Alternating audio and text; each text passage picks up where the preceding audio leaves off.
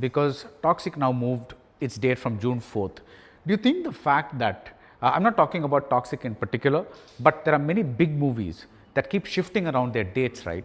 Do you think this causes a problem in the scheduling of mid-budget movies like yours or smaller budget movies? Do you think there's a bit of an issue there?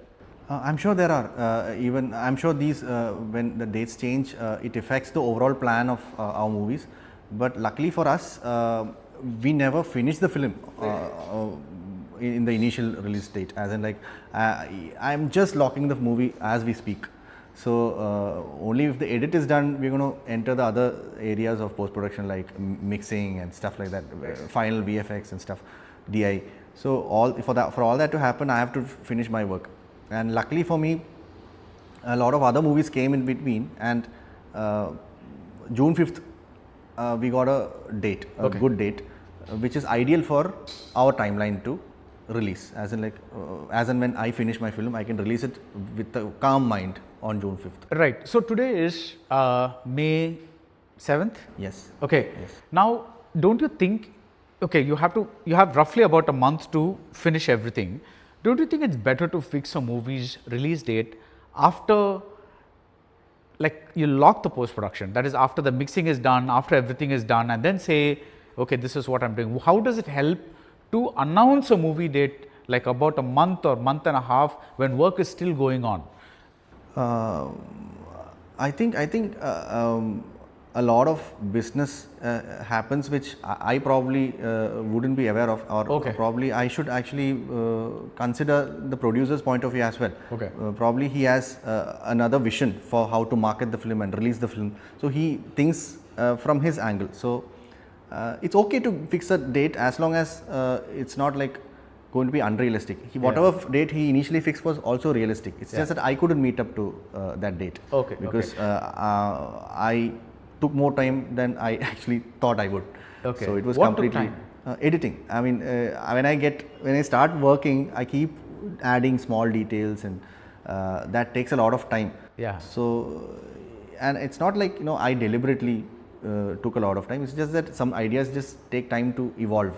So I'm lucky to have a producer like Ashik Usman who actually understood it and went with the flow.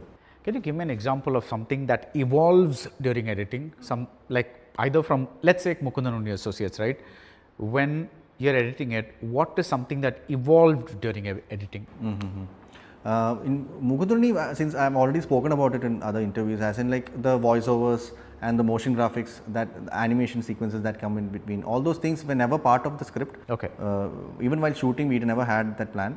But as I sat on it, it came to me automatically, as in, like, organically just formed in my head. Okay, this would be nice if there's this addition. It would work well for the audience, or it would work well to communicate what I want to communicate. So if I add a voiceover here, it would communicate the exact thing what I really want to say. So it all I think starts with communication. When certain things are not communicated, I try to communicate through different ways. I use animation, I use voiceovers. I don't see any of these tools as an inferior tool. I feel like, you know, there was a time in my early days as a filmmaker, I was a purist. As in, like, when I was 20 years old and all that, I used to think that, you know, voiceovers are really bad. Only bad filmmakers use voiceovers. And a lot of things, I used to have a preconceived notion about how a movie should be.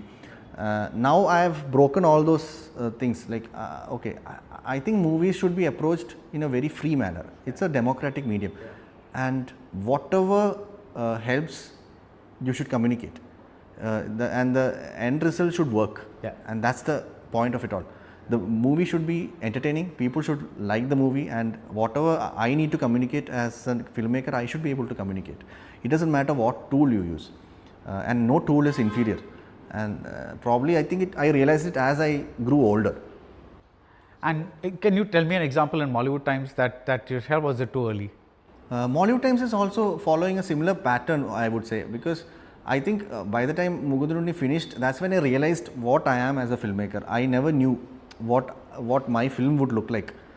Even though I had a vision of this should be the it should be in Mukundan Unni, for example, I had a vision of a bad person winning in the end. That is a vision that I had, but I never knew how I would communicate that to the audience. The voiceovers came later, the animation came later. Everything together became a culmination of all those things, became my vision, which I never planned. It just happened that way. So I think that's when I realized, okay, this is what I am. Okay. This is what my sensibility is.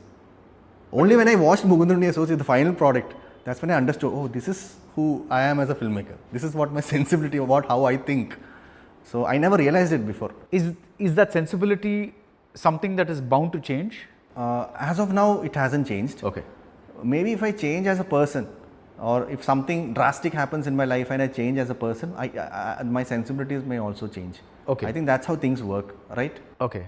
Yeah, I think so. That because it like I was also a purist once, because I used to believe in very, like, film should not have many dialogues and things like that. But ultimately, I realized that the people who write these rules, anything works as long as it doesn't overpower any particular. So everything is, like you said. Yeah, I think we should think freely, and then I think we will get really nice ideas actually. Yeah. If we think freely, Yeah. if we always keep restrictions, Yeah. I think it is going to affect our movies as well. Speaking